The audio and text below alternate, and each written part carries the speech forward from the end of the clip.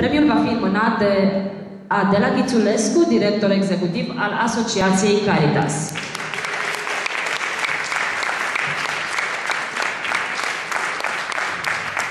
Nominalizații sunt Popuțe Ioana, Raita Vlad,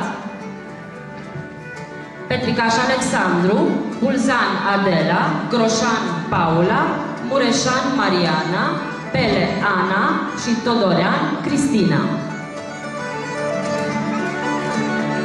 Premiul se acordă domnului Alexandru Petricaș. Alexandru Petricaș, felicitări!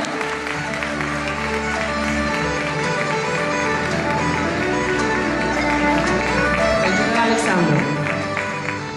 Mulțumim, Adela! Familiile care beneficiază de ajutor în cadrul Departamentului de Asistență Socială sunt sprijinite, printre altele, și cu pachete de alimente. Aceste alimente provin în marea lor majoritate de la cele două colecte anuale pe care organizația le desfășoară cu ajutorul voluntarilor. Premiile vor fi înmânate de Ani Lazar. Colecta de Crăciun 2008. Aceasta s-a desfășurat la un supermarket din municipiul Oradea și, de această dată, voluntarii fiind foarte activi, implicându-se în distribuirea de futuraș, colectarea alimentelor și primirea donațiilor. Nominalizații sunt Lucaci Alexandru, Todorean Cristina, Bulzan Adela, Vesea Cornelia, Costruț Corina, Groșan Paula și Paul Todorean. Premiul se acordă doamnei Cornelia Vesea.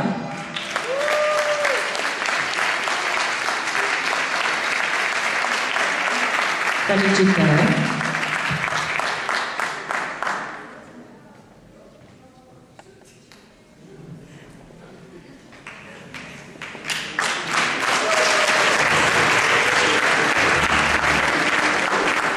Colecta de Paști. Ca și în anii precedenți, voluntarii ne-au sprijinit la colecta de Paști în 3 din cele 5 biserici în care aceasta s-a desfășurat. Nominalizații sunt Ioana Aciu, Alexandru Petricaș, Veronica Aciu, Vlad Raita și Ioan Bodea. Premiul se acordă domnului Vlad Raita. Felicitări, Vlad!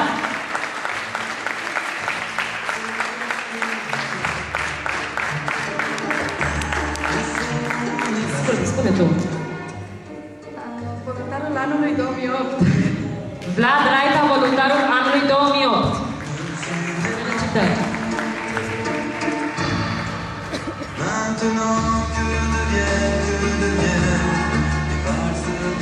Fundraising. Pe lângă cele 3 activități prezentate anterior și care se referă la strângerea de diferite fonduri, asociația mai implică voluntari și în alte activități de acest gen. În acest an ne referim la formularele 2% completate aduse de voluntarii noștri. Premiile sunt înmânate de Adela Ghițulescu. Iar nominalizații sunt Lucaci Alexandru, Man Andrei, Ghițulescu Ana, Mureșan Mariana, Bodea Ioan. Premiile se acordă doamnei Ghițulescu Ana și Mariana Mureșan. Felicitări mult!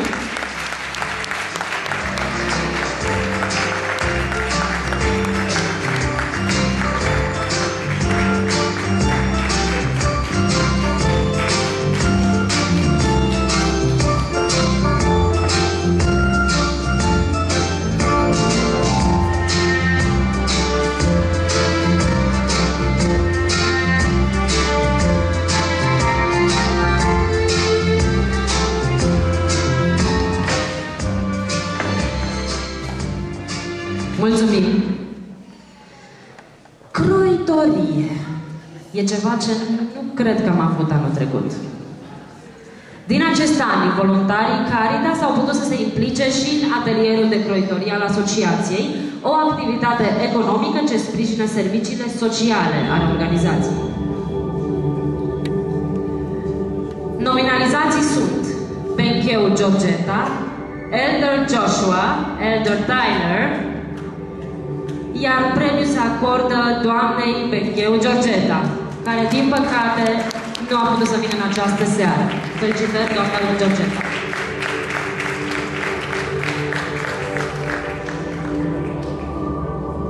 Un al doilea eveniment surpriză. Campioana națională la gimnastică aerobic provine de la Centrul Sportiv Deva și momentan este studentă la Facultatea de Educație Fizică și Sport din Oradea. Veți urmări un exercițiu unde mișcarea și grația se îmbină într-o armonie perfectă. Doamnelor, domnișoarelor și domnilor, Oliviana Lefte!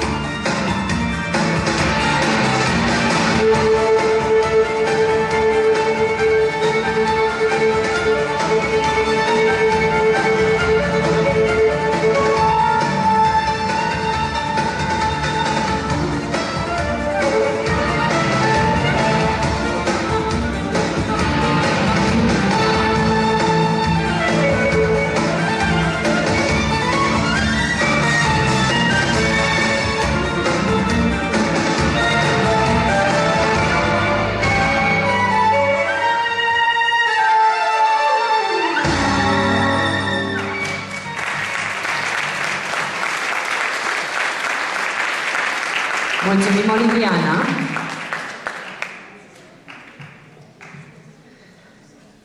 Cel de-al 10-lea premiu. Prieteni pentru un zâmbet.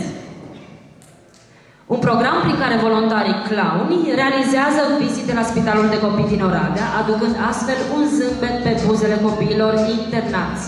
Premiul este înmânat de Ani Lazar.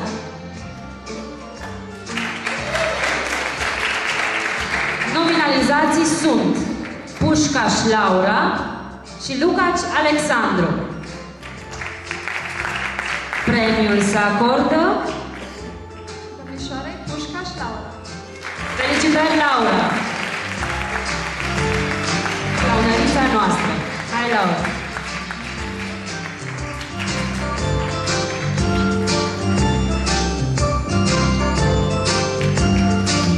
Mulțumim, Laura! Proiectul Voluntariat și Implicare Civică. Acest proiect de promovare a voluntariatului a însemnat o dezvoltare a activității clownilor prin realizare de spectacole pe scena din Oradea, dar și din alte localități din Bihor, Sălaj și Satu Mare. Premiile sunt înmânate de Adela Ghițulescu, coordonatorul proiectului. Nominalizații sunt foarte mulți. Lucaci Alexandru, Andreica Emil, Todorean Cristina, Todorean Paul, Anca Roberta, Țodan Angela, Nechita Andrei, Tocai Antea, Ias Monica, Laura Pușcaș, Dobrin Rebecca, Țiclea Deborah, Bărnuțiu Ioan, Baran Andreea, Farc Alexandru și Botea Angelo. Premiul se acordă tuturor! Poftiți pe scenă! Poftiți clownilor pe scenă!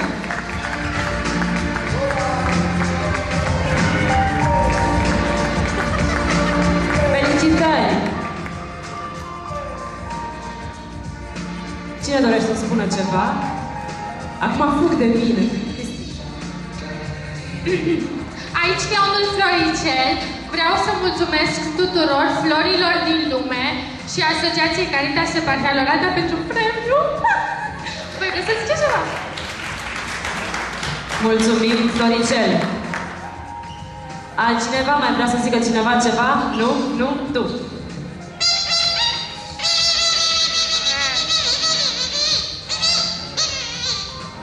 Ați înțeles? Laura. Mai ținem asta? și pentru tot ce ne-a oferit. Mulțumim și gospodăria și în fața voastră! Mulțumim că ne aduceți zâmbetul pe buze. Clownii Asociației Caritas.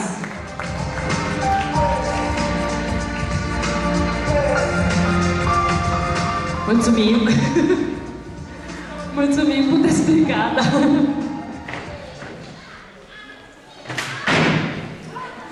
În aplauzele dumneavoastră.